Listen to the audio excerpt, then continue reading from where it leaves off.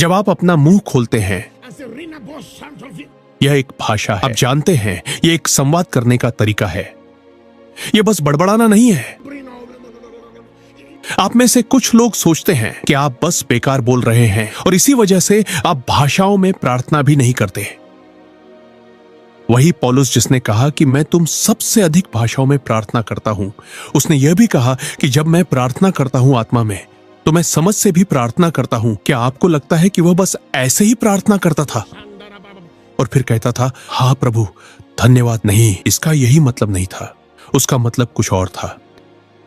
जब उसने कहा कि मैं आत्मा में भी प्रार्थना करता हूं और समझ के साथ भी, इसका मतलब था कि वह आत्मा में प्रार्थना करता था और अचानक आत्मा में कही गई बातों का अर्थ समझने लगता था और उसे प्राकृतिक भाषा में अनुवाद भी करने लगता था।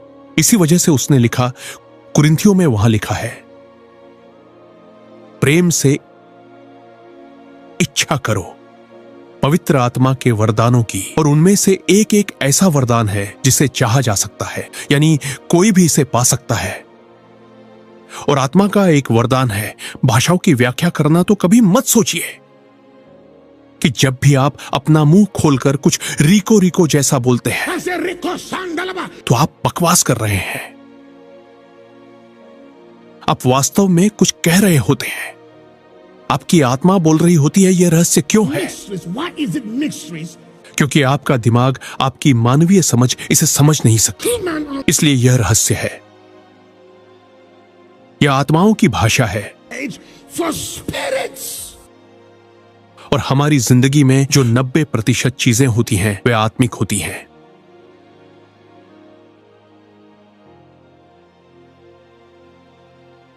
आप में से कुछ सोचते हैं कि जब आप भाषाओं में प्रार्थना करते हैं तो सिर्फ परमेश्वर से ही बात कर रहे हैं।